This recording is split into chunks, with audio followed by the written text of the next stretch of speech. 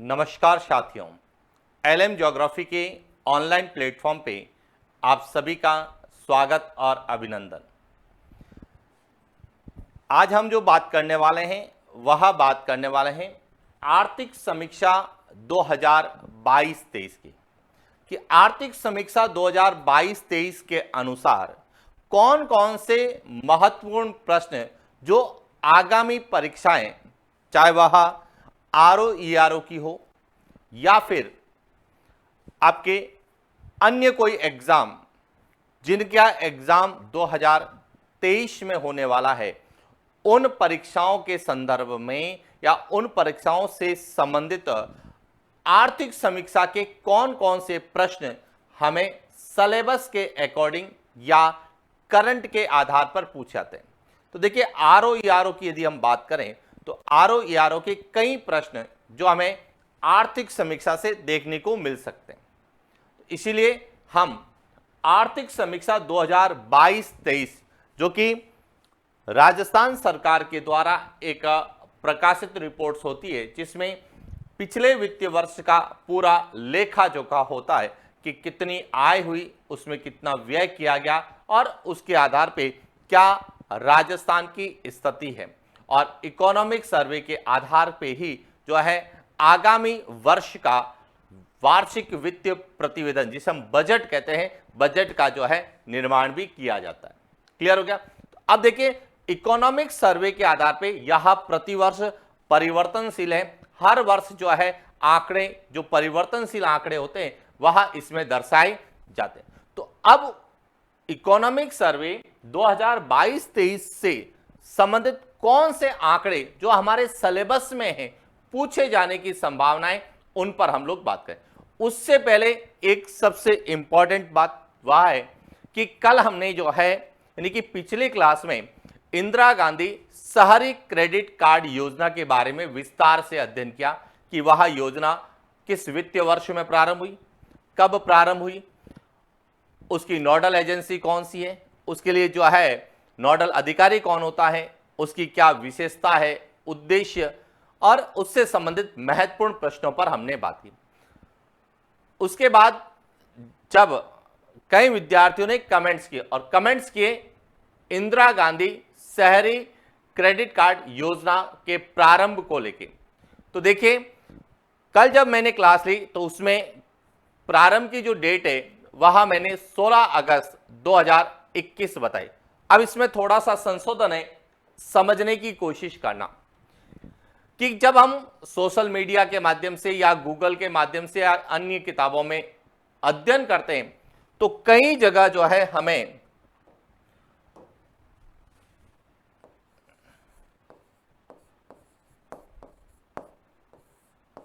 इंदिरा गांधी शहरी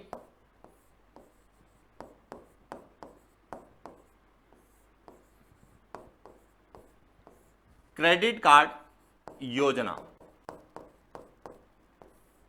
का प्रारंभ क्या लिखा हुआ मिलता है? 16 अगस्त 2021 मिलता है, क्योंकि यहां वित्तीय वर्ष 2021-22 में शुरू की गई।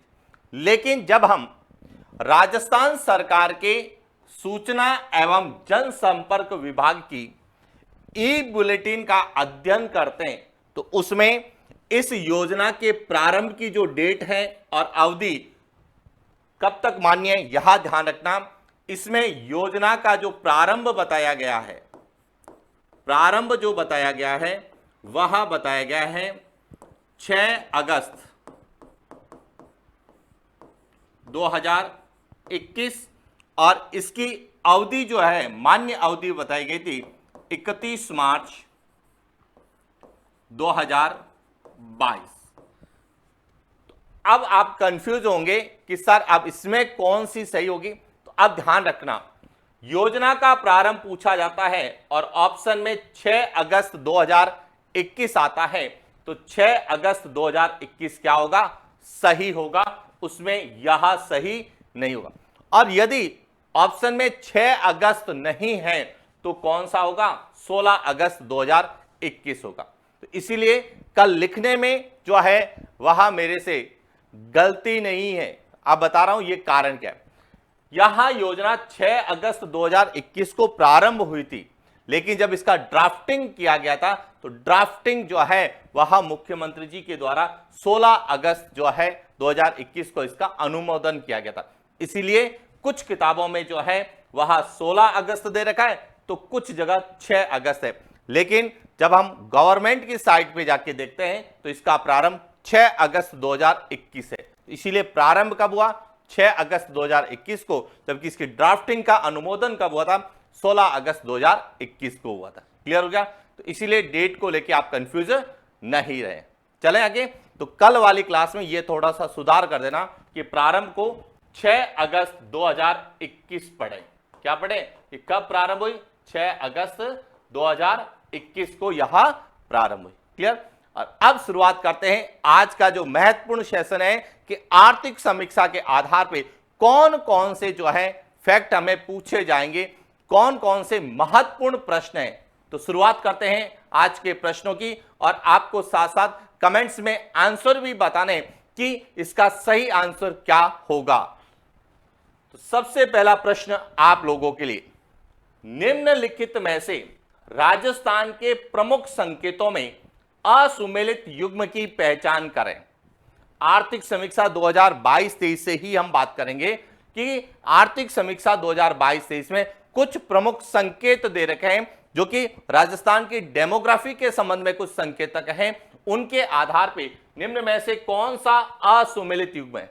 ए, दशकीय वृद्धि दर 21.3%, बी, साक्षरता दर 66.1%, सी, शहरी जनसंख्या प्रतिशत 24.9% और कार्य सहभागिता दर 39.87%। अब इसमें से कौन सा युग्म असुमेलित युग्म है, इसकी हमें क्या करनी है?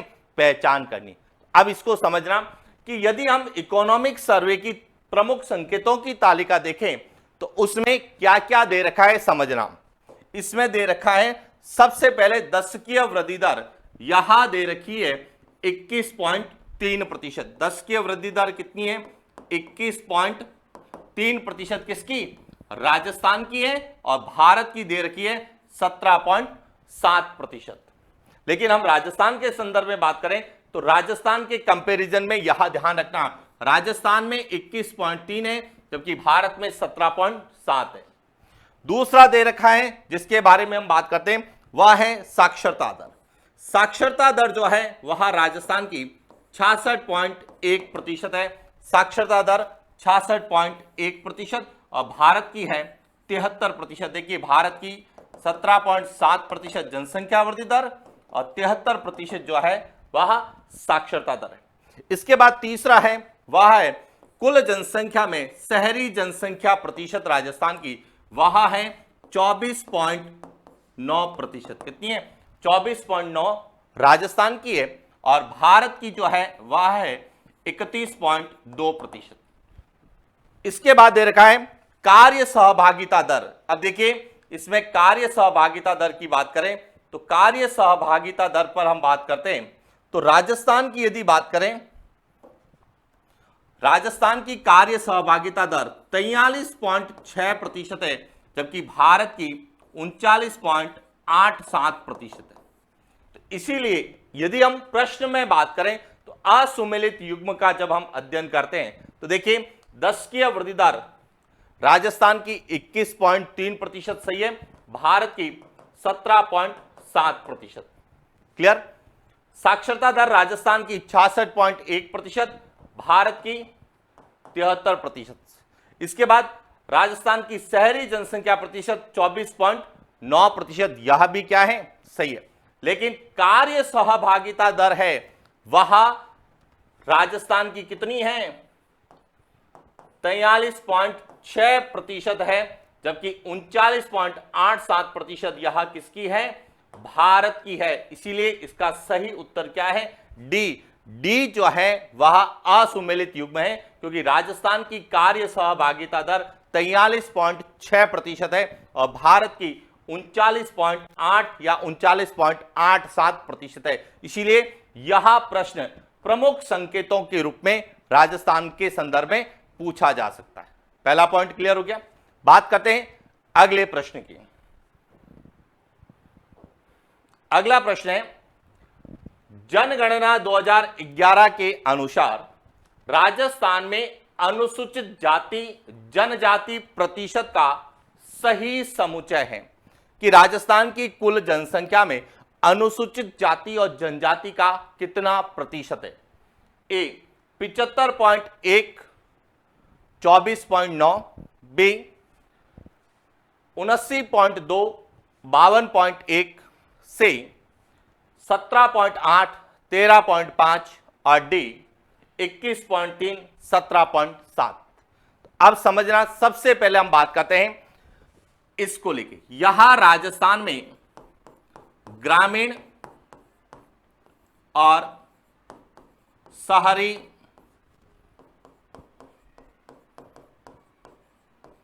जनसंख्या प्रतिशत, यहां ध्यान रखना कि राजस्थान में जो है वह ग्रामीण जनसंख्या प्रतिशत कितना है?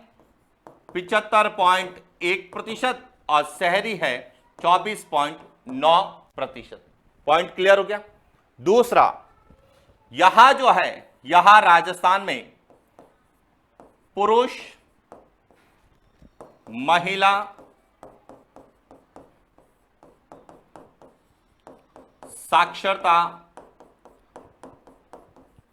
प्रतिशत, राजस्थान में यदि पुरुष साक्षरता प्रतिशत पूछी जाती है तो 79.2% और महिला साक्षरता प्रतिशत है वह 52.1%। इसके बाद यहां जो है, यहां है अनुसूचित जाति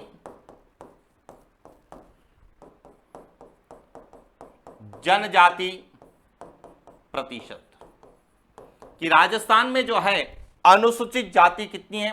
17.8% और अनुसूचित जनजाति 13.5% है। क्लियर हो गया। तो इसीलिए इसका सही उत्तर क्या होगा?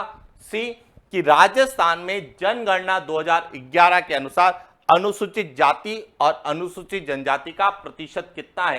तो अनुसूचित जाति 17.8%, एग्जैक्ट पूछा जाता है तो 17.83% है, और यहां दो है 13.5%, एग्जैक्ट है 13.48%।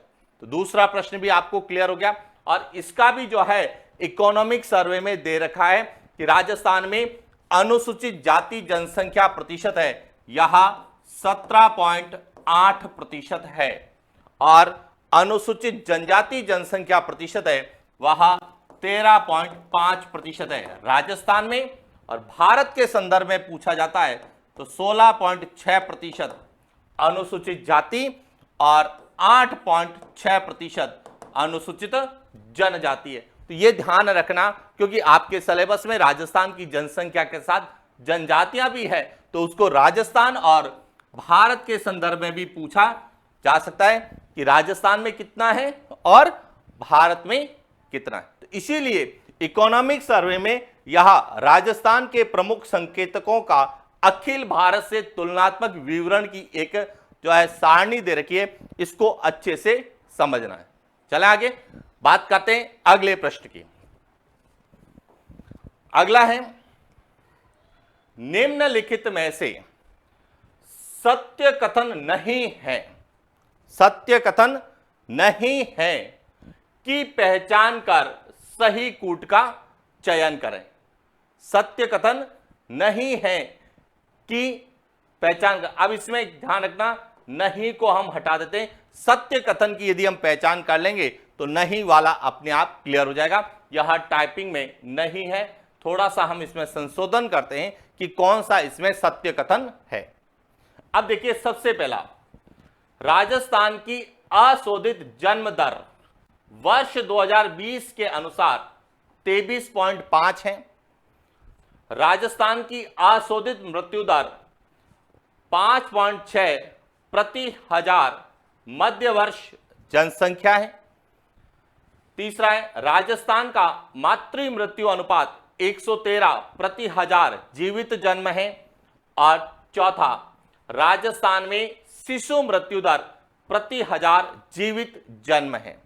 अब यहां जो है सबसे इंपॉर्टेंट है और यहीं से बहुत बार एग्जाम में प्रश्न पूछे जाते हैं। क्या देखिए समझना, यहां आपको इकोनॉमिक सर्वे में एक सारणी दे रखी है। सबसे पहले जो जनसंख्या डेमोग्राफी के साथ साथ उसमें भी यहां मेंशन है अशोधित जन्म दर। सबसे पहला कौन सा है? अशोधित जन्म दर।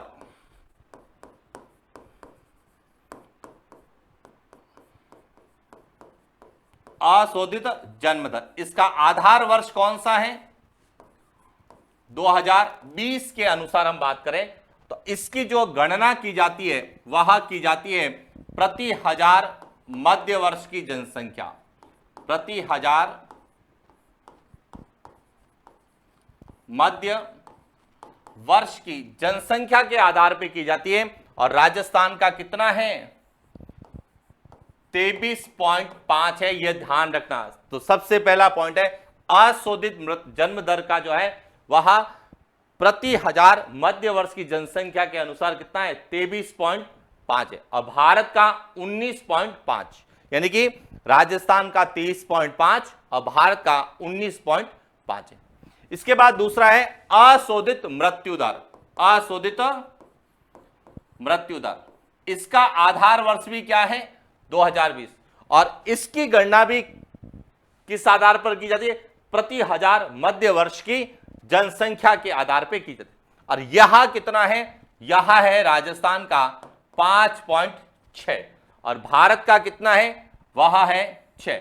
अब राजस्थान का जो है इसमें कम है जो कि भारत का ज्यादा है।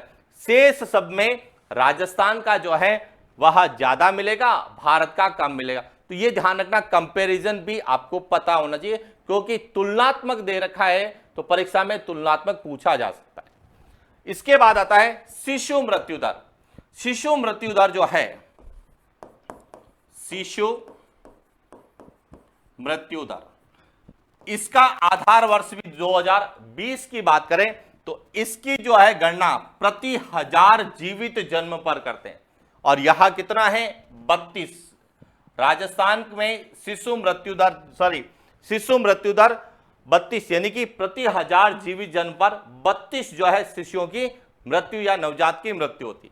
और भारत का कितना है? 28 है। भारत का कितना है? 28 है। यह ध्यान रखना, भारत की कम है, राजस्थान की ज्यादा है। इसके बाद है मातृ मृत्यु अनुपात। मातृ मृत्यु अनुपात, कई जगह दर लिखा हुआ है, मातृ मृत्यु दर। अब इसकी गणना की जाती है 2018-20 के आधार पर। यहां इसका आधार वर्ष है 2018-20 और इसकी गणना की जाती है प्रति लाख जीवित जन्म पर। प्रति लाख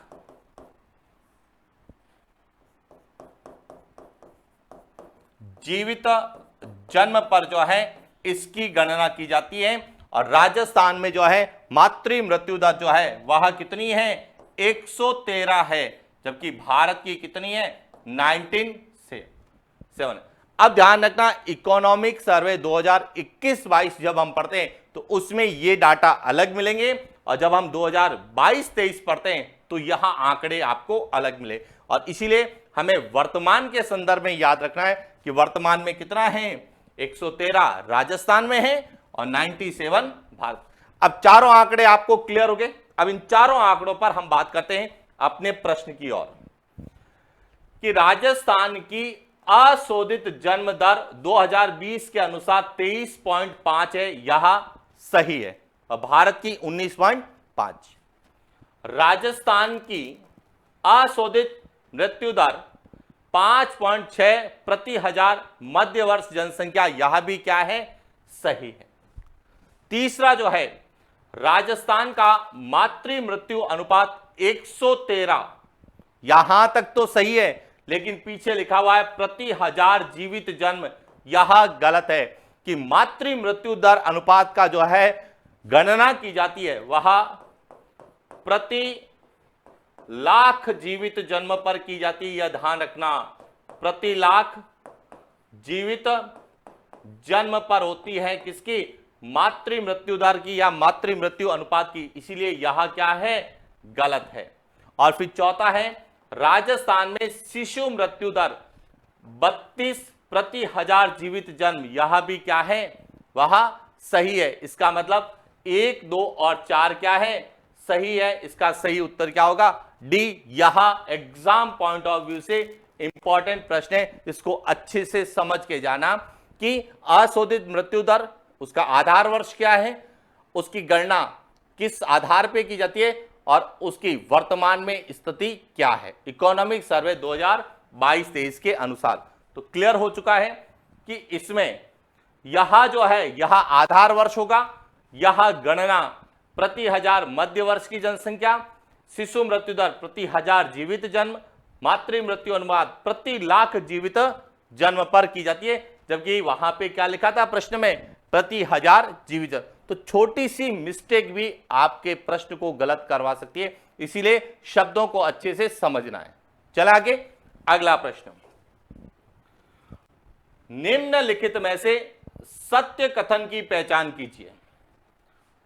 4 कथन दे रखे हैं, इसमें से कौन सा कथन सत्य है। पहला है, राजस्थान की शिशु मृत्यु दर की गणना प्रति लाख जीवित जन्म पर की जाती है। बी, राजस्थान की मातृ मृत्यु दर का आधार वर्ष 2016-20 है।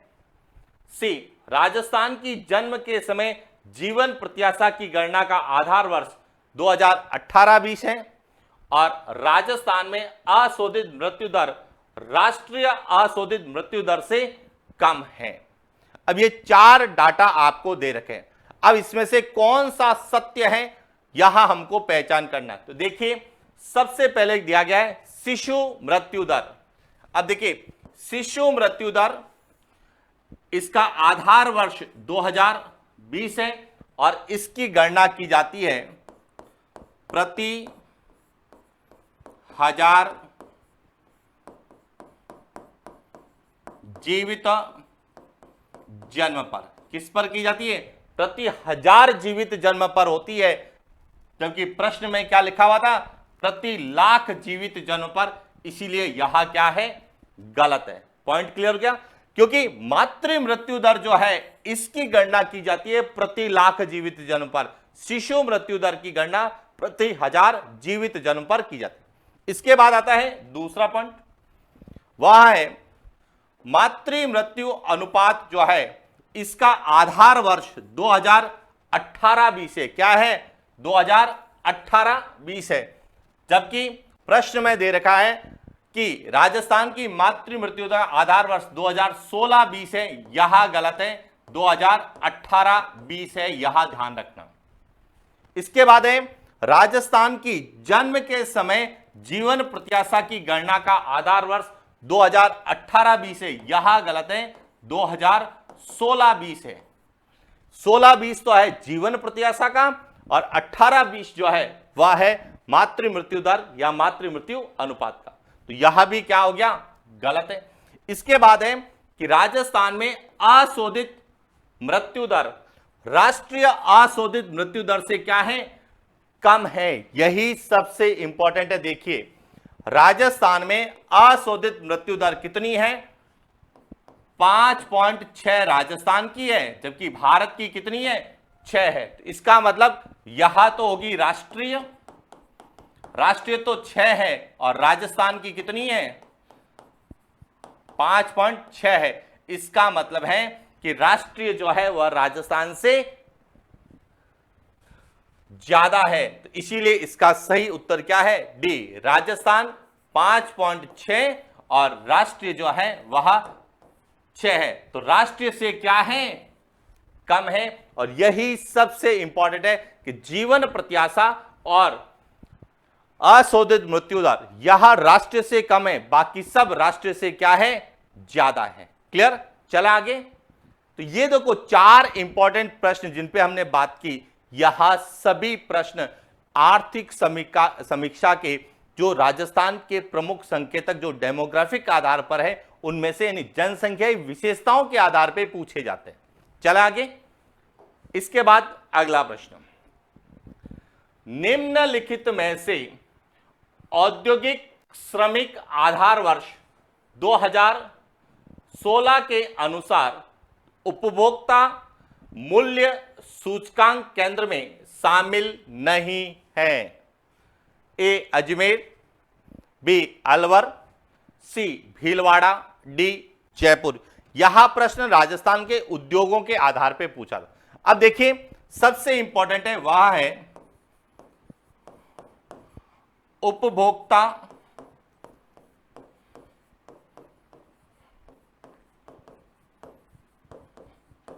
मूल्य सूचकांक। जब अपन उपभोक्ता मूल्य सूचकांक का अध्ययन करते हैं तो उपभोक्ता मूल्य सूचकांक का जो निर्धारण है वह 4 प्रकार से किया जाता है। कितने प्रकार से किया जाता है? 4 प्रकार से। एक तो होता है औद्योगिक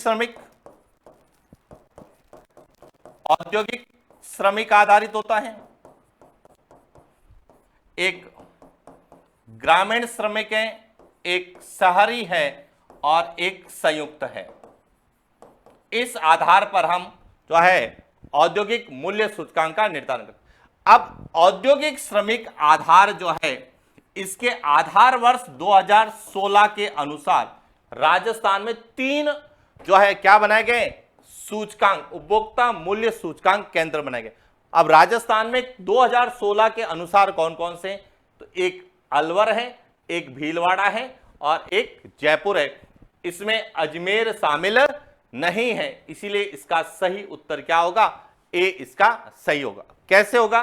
देखिए यहां दे रखा है एक कि उपभोक्ता मूल्य सूचकांक, समझना कि उपभोक्ता जो मूल्य सूचकांक है इसमें अलवर केंद्र पर 4.38%, भीलवाड़ा केंद्र में 6.92% और जयपुर केंद्र में 5.04% जो है दर्ज किया गया। यानी कि अलवर केंद्र है एक, तो एक भीलवाड़ा केंद्र है और एक जो है जयपुर केंद्र है। यहां ध्यान रखना, पहले अजमेर केंद्र था लेकिन उसे बाद में हटा दिया गया है। अभी वर्तमान में औद्योगिक श्रमिक आधार वर्ष 2016 के अनुसार उपभोक्ता मूल्य सूचकांक कितने हैं? 3 हैं। अलवर में है, भीलवाड़ा में और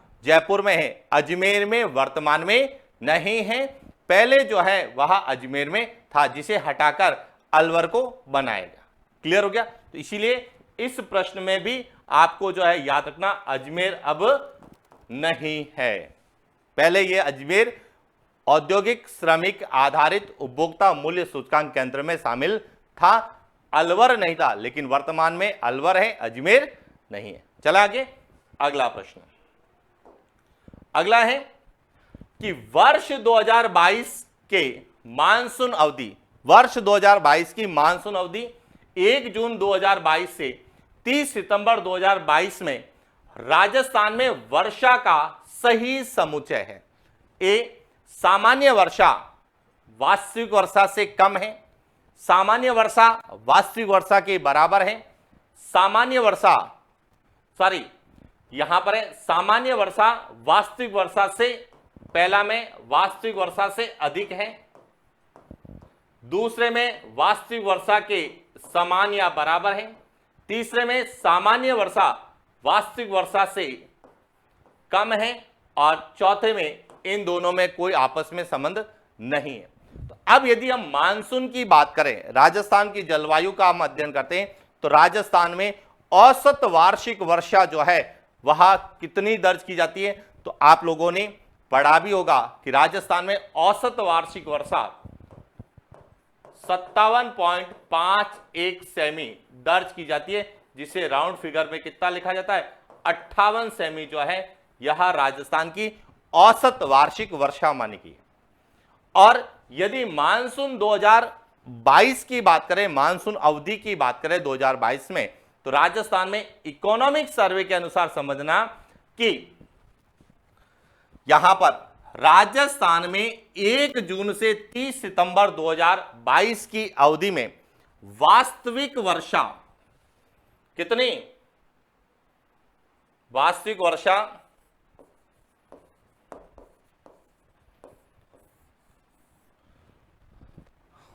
कितनी 594.20 मिलीमीटर, मिलीमीटर में, जो कि सामान्य वर्षा कितनी है 430.80 मिलीमीटर से 37.93% अधिक दर्ज की गई। अब समझना कि वास्तविक वर्षा यानी कि कितनी बारिश हुई, तो कितनी बारिश हुई है वहां 594 mm हुई है, जबकि सामान्य वर्षा यानी औसत वर्षा कितनी मानी गई है, तो औसत वर्षा जो है इसमें 430.80 mm मानी गई है। इसका मतलब है कि वास्तविक वर्षा जो है वह सामान्य वर्षा से क्या है, ज्यादा है। तो यह जो आपको दिख रहा होगा यह समीकरण इसमें काम आएगा। तो इसीलिए इसके प्रश्न को समझना कि अब जब भी कभी ऐसे प्रश्न आए तो आंकड़ों पे जाइए। सामान्य वर्षा कितनी है, सामान्य वर्षा राउंड फिगर में लिख रहा हूं मैं 430 है, जबकि वास्तविक वर्षा कितनी है, यह है। इसका मतलब यह फॉर्मूला है। सही उत्तर क्या होगा इसका, सी। बहुत जटिल प्रश्न है, ये सरल नहीं है। सामान्य विद्यार्थी को तो पता भी नहीं चलेगा ये प्रश्न आया कहां से, और ऐसा तो भूगोल में पढ़ाया भी नहीं जाता है। क्यों नहीं जाता है, क्योंकि यह डाटा हर वर्ष परिवर्तित होता है, जबकि हम जो है भूगोल को एक दृष्टिकोण से पढ़ते हैं। तो जलवायु के संबंध में भी ध्यान रखना कि जलवायु में मानसून अवधि जब पूछी जाती है 2022 की, तो सामान्य वर्षा से वास्तविक वर्षा क्या हुई है, ज्यादा हुई है। क्लियर हो गया। यह कथन में भी पूछा जा सकता है कि इस वर्ष जो है या वर्ष 2022 में वास्तविक वर्षा सामान्य वर्षा से अधिक दर्ज की गई, और कितनी अधिक की गई, तो यह भी आपको पता होना चाहिए कितने प्रतिशत, 37.93% अधिक दर्ज की गई। क्लियर हो गया। चला आगे, अगला प्रश्न। राजस्थान जल क्षेत्र आजीविका सुधार परियोजना, जिसे हम RWSLIP के नाम से जानते हैं, के संबंध में सत्य कथनों की पहचान कर कूट का चयन किए कि राजस्थान जल क्षेत्र आजीविका सुधार परियोजना, क्योंकि यह राजस्थान की सिंचाई और जल संरक्षण वाले टॉपिक है, वहां से पूछे जाएंगे। सामान्यतः स्टूडेंट सिंचाई परियोजनाएं पूछी जाएंगे, पढ़ के जाता है, जल संरक्षण की विधियां पढ़ के जाता है, लेकिन सिंचाई परियोजना या जल संरक्षण की विधियों के पुनरुद्धार के लिए या पुनर्वास के लिए कौन सी परियोजना चलती है, तो वह है राजस्थान जल क्षेत्र आजीविका सुधार परियोजना, जिसको हम RWSLIP के नाम से जानते हैं। अब इसके संबंध में कौन सा कथन सत्य है, कौन सा गलत है, उस पर बात करते हैं। तो देखिए, RWSLIP का उद्देश्य राजस्थान में सिंचाई परियोजनाओं का पुनर्वास एवं नवीनीकरण करना, पहला। दूसरा है RWSLIP राजस्थान के 27 जिलों में संचालित हो रही है। तीसरा है RWSLIP के लिए एशियाई विकास बैंक से ऋण सहायता स्वीकृत की गई है। और चौथा है RWSLIP के तहत राजस्थान के 137 सिंचाई परियोजनाओं द्वारा 4.70 लाख हेक्टेयर सिंचित क्षेत्र लाभान्वित होगा। इन चार में से कौन सा कथन जो है वह सही है, कौन से कथन गलत है, यह ध्यान रखना, यह इंपॉर्टेंट है। और इनको विद्यार्थी विशेष रूप से छोड़ के जाता है, पढ़ के नहीं जाता है। क्यों नहीं जाता है, क्योंकि इकोनॉमिक सर्वे जब हम पढ़ते हैं तो इकोनॉमिक सर्वे को कैसे पढ़ा जाता है यह सबसे इंपॉर्टेंट होता है, और उसमें बहुत छोटी छोटी चीजें हमको पता होनी चाहिए। अब समझना इसको पूरा। देखिए, राजस्थान जल क्षेत्र आजीविका सुधार परियोजना, जिसे RWSLIP को 27 जिलों, कितने जिलों में हो रही है, 27 जिलों के 137 सिंचाई परियोजनाओं के पुनर्वास एवं नवीनीकरण के लिए। पॉइंट क्लियर हो गया। जापान इंटरनेशनल कॉरपोरेशन एजेंसी, जिसे अपन JICA जीका के नाम से जानते हैं, के ऋण सहायता स्वीकृति की गई है, जिससे 4.7 लाख हेक्टर सिंचित क्षेत्र के किसान इस परियोजना के क्रियान्वयन से लाभान्वित होंगे। अब जिसने यह पैराग्राफ पढ़ रखा है, इस पैराग्राफ में चारों ही फैक्ट है, समझना इसको।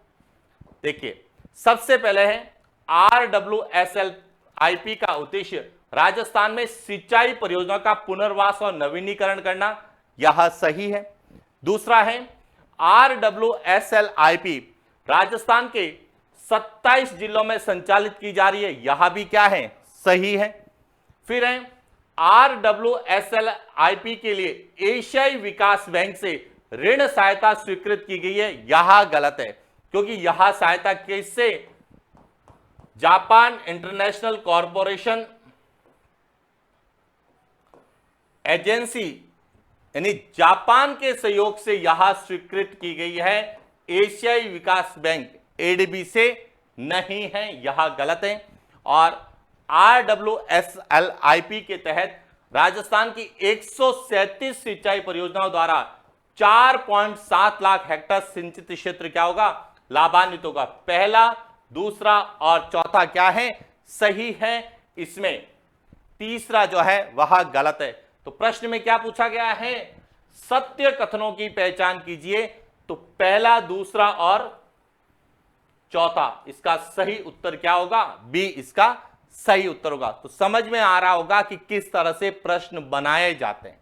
और यह प्रश्न सामान्य प्रश्न नहीं है, इसमें जिसने बेसिक चीज पढ़ी है वही विद्यार्थी इनका जो है, और स्टूडेंट इनको रटने की कोशिश करता है, रटना नहीं, समझना कि उद्देश्य क्या होता है, कितना क्षेत्र लाभान्वित हो रहा है और किसके सहयोग से संचालित की जा रही है। और मैं आपको विशेष रूप से कहता हूं, हालांकि मैं आपको आगे बताने वाला हूं कि बाह्य सहायता से कौन कौन सी योजनाएं संचालित हो रही है, उसमें से यह योजना जापान के सहयोग से यानी जापान इंटरनेशनल कॉरपोरेशन एजेंसी या बैंक के सहयोग से संचालित की जा रही है। क्लियर हो गया, चले आगे। अगला प्रश्न, निम्नलिखित में से प्रधानमंत्री कृषि सिंचाई योजना में केंद्र एवं राज्य के वित्त पोषण का अनुपात है, कि जो प्रधानमंत्री कृषि सिंचाई योजनाएं है, इस योजना के तहत केंद्र और राज्य का अनुपात कितना है। ए 50:50, बी 75:25, सी 60:40 और डी 90:10। यानी इसमें केंद्र सरकार कितना देगा और राज्य सरकार कितनी देगी। अब यहां पे समझने की कोशिश करना। देखिए, इकोनॉमिक सर्वे में यह पूरा एक पैराग्राफ है कि प्रधानमंत्री कृषि सिंचाई योजना, जो कि एक तरह से सूक्ष्म सिंचाई और सूक्ष्म सिंचाई की ड्रिप एवं फव्वारा तकनीक तक पहुंच सुनिश्चित करने की वाली योजना है, जो कि एक कुशल जल प्रबंधन की पद्धति है। यानी इस योजना के तहत सूक्ष्म सिंचाई पद्धति, फव्वारा पद्धति, ड्रिपल पद्धति को बढ़ावा दिया जाएगा। पॉइंट क्लियर हो गया। अब इसमें दे रखा है आगे कि इस योजना के अंतर्गत केंद्र व राज्य का वित्त पोषण अनुपात कितना है, 60:40 है। कितना है, 60:40 है। और वर्ष 2022-23 के दौरान नवंबर 2022 तक 63.97 करोड़ रुपए जो है केंद्रीय अंश और 25 केंद्रीय, जिसमें केंद्रीय अंश है 38.38 और राज्य का अंश है 25.59 करोड़ जो है व्यय किए गए हैं। हालांकि यहां आंकड़े नहीं पूछते, लेकिन अनुपात कितना है तो 60:40, यानी केंद्र 60 देगा और राज्य 40 देगी। तो प्रश्न की बात करें तो प्रश्न में प्रधानमंत्री कृषि सिंचाई में केंद्र कितना है, 60, राज्य कितना है 40, तो इसका सही उत्तर क्या होगा? सी। अब एक और ध्यान रखना, यहां पर यह 50:50 यहां किसके लिए है? अटल भूजल योजना, जिसमें भारत सरकार और विश्व बैंक, भारत सरकार और विश्व बैंक के सहयोग से संचालित है, जिसमें दोनों की भागीदारी कितनी है? 50:50 है। तो अटल भूजल योजना को भी आपको पढ़ के जाना है। क्लियर हो गया? चल आगे बात करते हैं एक और प्रश्न की। मुख्यमंत्री लघु वाणिज्यिक वाहन स्वरोजगार योजना के अंतर्गत लाभार्थी की आयु सीमा का सही समुच्चय है। अब शायद यह बहुत कम विद्यार्थियों ने पढ़ा होगा कि मुख्यमंत्री जी के नाम से या मुख्यमंत्री जी के द्वारा या राजस्थान सरकार के द्वारा मुख्यमंत्री लघु वाणिज्यिक वाहन स्वरोजगार योजना भी प्रारंभ की गई है, और जिसमें एक कैटेगरी, एक आयु सीमा निर्धारित की गई है कि इस आयु सीमा या आयु वर्ग वाले व्यक्ति इससे क्या होंगे? लाभान्वित होगा। अब ए ऑप्शन है 18 से 60, बी है 18 से 45, सी है 18 से 40, डी है 18 से 50। अब इसको भी देखना, समझना। यह भी इकोनॉमिक सर्वे में है कि मुख्यमंत्री लघु वाणिज्यिक वाहन स्वरोजगार योजना 18 से 45 वर्ष आयु वर्ग के आवेदकों को 15 लाख तक के वाणिज्यिक वाहन की खरीद पर आवेदक को वाहन की ऑन रोड कीमत का 10% या 60,000 रुपए तक का अनुदान प्राप्त होगा। और यह 11 अक्टूबर 2022 को क्या है? अधिसूचित की गई है, 11 अक्टूबर 2022। इसीलिए ध्यान रखना, वर्ष 2022 में जितनी भी योजनाएं राजस्थान सरकार के द्वारा, चाहे वह शहरी क्षेत्र में है, चाहे वह अन्य क्षेत्रों में जो इकोनॉमिक सर्वे में है, उनको तो अच्छे से पढ़ के जाना।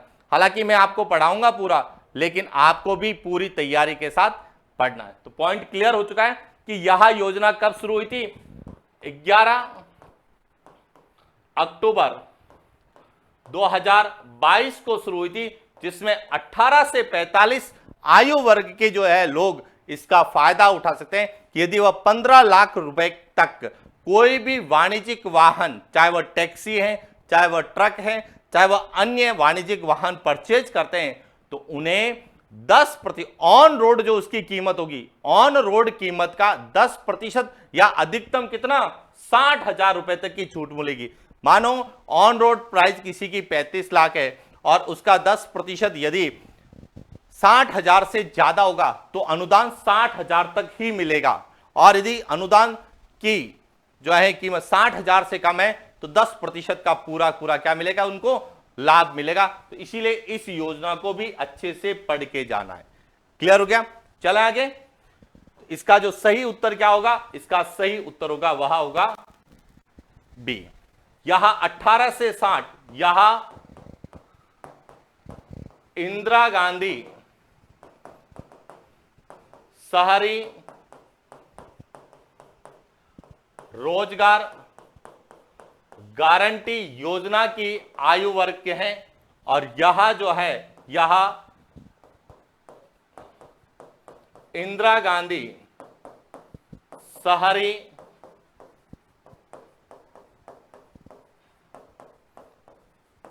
क्रेडिट कार्ड योजना के लाभार्थी की जो है आयु सीमा निर्धारित की गई। और आज बात करते हैं अंतिम प्रश्न आज का, जो कि एग्जाम पॉइंट ऑफ व्यू से भी इंपॉर्टेंट है, कि डॉक्टर भीमराव अंबेडकर राजस्थान दलित आदिवासी उद्यम प्रोत्साहन योजना कब प्रारंभ की गई? यानी कि राजस्थान में दलित और आदिवासियों को औद्योगिक दृष्टि से संबल बनाने के उद्देश्य से या उन्हें प्रोत्साहित करने के लिए डॉक्टर भीमराव अंबेडकर राजस्थान दलित आदिवासी उद्यम प्रोत्साहन योजना कब प्रारंभ की गई? ए 17 सितंबर 2022, बी 11 अक्टूबर 2022, सी 13 जुलाई 2022, डी 8 सितंबर 2022। तो देखिए इस योजना को भी डॉक्टर भीमराव अंबेडकर राजस्थान दलित आदिवासी उद्यम प्रोत्साहन योजना 2022 दिनांक 8 सितंबर 2022 को, कब? 8 सितंबर 2022 को अधिसूचित की गई। योजना के अंतर्गत अनुसूचित जाति जनजाति वर्ग के आवेदक उद्यमों को 25 लाख रुपए से कम ऋण पर 9%, यानी कि यदि कोई भी व्यक्ति 25 लाख रुपए से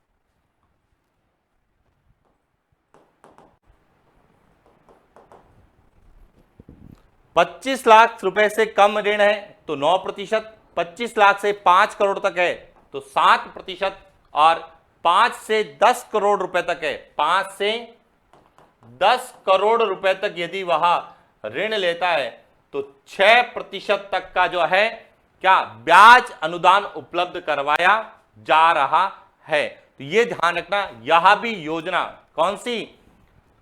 डॉक्टर भीमराव अंबेडकर राजस्थान दलित आदिवासी उद्यम प्रोत्साहन योजना का प्रारंभ की गई। इसका सही उत्तर क्या है? वह डी है, 8 सितंबर 2022 को प्रारंभ की गई। क्लियर हो गया?